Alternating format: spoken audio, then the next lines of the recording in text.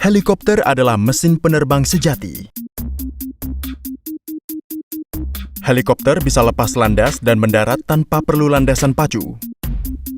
Helikopter bisa melayang di udara dan juga melakukan manuver 360 derajat.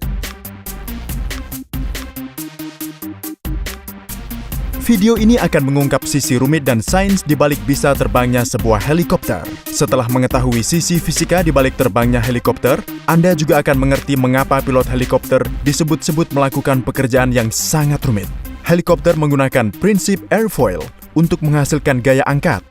Bila baling-balingnya berputar relatif terhadap udara, bentuk airfoil khususnya akan menghasilkan gaya angkat dan membuatnya terbang. Baling-balingnya menghasilkan rotasi yang berasal dari mesin, lebih khususnya mesin turboshaft. Kompresor menghisap udara dan menekannya. Bahan bakarnya dibakar di udara yang bertekanan serta panas. Asap panas pembuangan yang meninggalkan ruang pembakaran melalui serangkaian tahapan turbin dan membuatnya berputar. Ada 2 set turbin.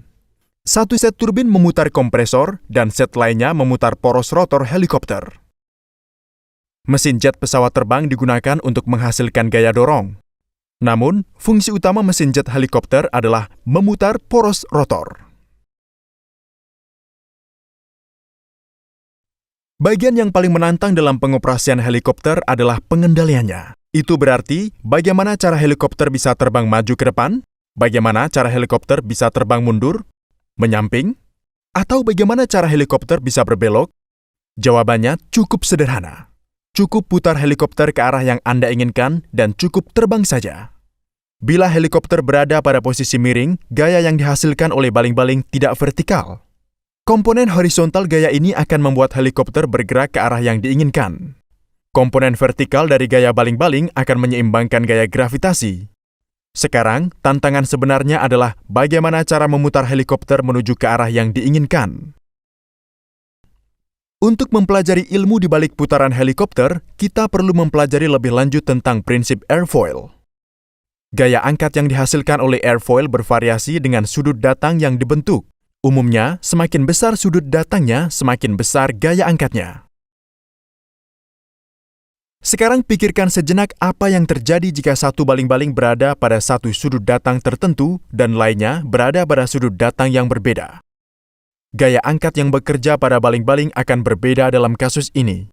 Variasi gaya angkat pasti akan menghasilkan torsi yang bisa memutar helikopter.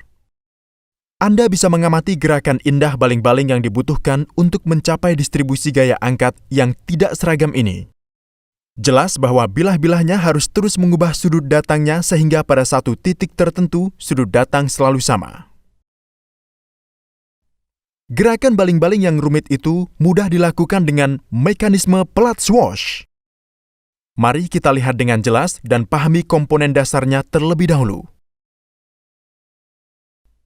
Bagian bawah pelat swash tidak berputar, tapi bisa bergerak dan miring seperti yang tertampil. Bagian atas pelat swash dipasang di pelat swash bawah dengan bantalan. Jadi, plat swash atas tidak bisa mengikuti semua gerakan plat swash bawah, sementara pada saat yang sama bisa berputar secara independen. Plat swash atas dilekatkan pada poros rotor dengan bantuan baut. Jadi, plat swash atas akan melaju bergerak bersama baling-baling. Baling-baling dihubungkan ke plat swash atas dengan bantuan batang kontrol.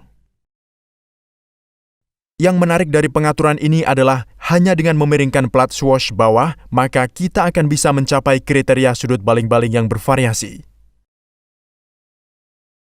Itu bisa berarti bahwa dengan memiringkan plat swash ini, kita akan selalu bisa mempertahankan sudut datang positif di bagian belakang dan sudut datang negatif pada bagian depan cakram rotor.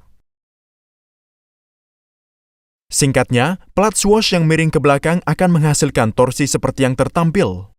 Kontrol semacam ini dikenal sebagai pitch cyclic. Mari kita kembali ke kontrol dasar helikopter. Bagaimana torsi ini mempengaruhi gerak helikopter?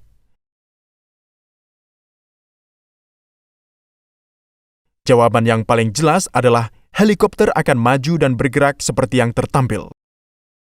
Sayangnya, jawaban ini benar-benar salah. Kenyataan yang terjadi adalah helikopter akan berbelok ke samping seperti yang tertampil.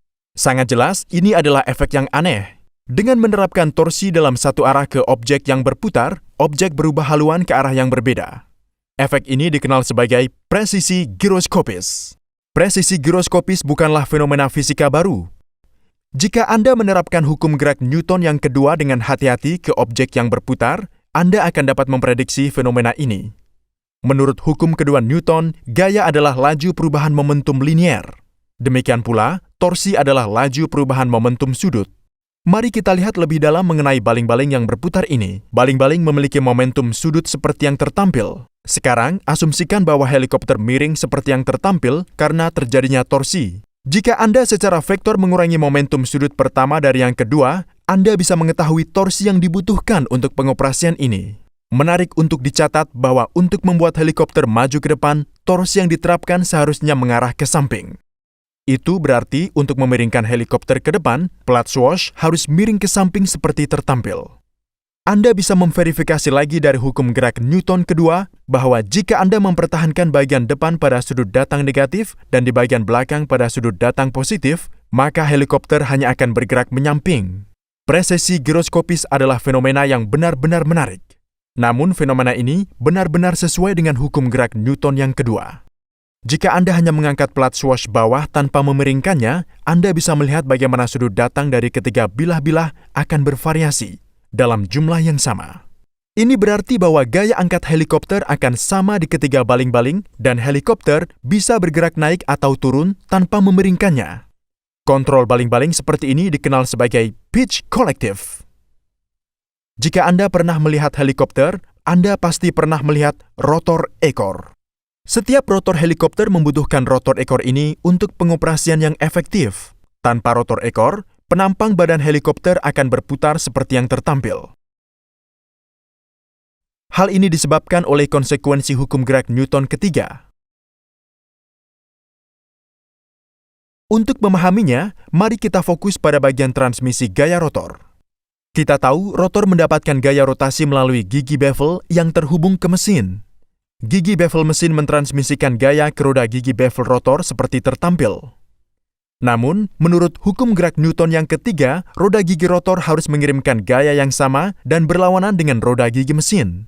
Kekuatan reaksi ini akan membuat seluruh helikopter berputar berlawanan dengan rotasi baling-baling di sepanjang pusat gravitasi helikopter. Fungsi rotor ekor adalah untuk mencegah terjadinya putaran helikopter seperti tersebut tadi dengan menghasilkan gaya pada ekornya. Dengan menyesuaikan sudut pitch dari bilah-bilah rotor ekor secara tepat, pilot akan dengan mudah memanipulasi gaya yang dihasilkan.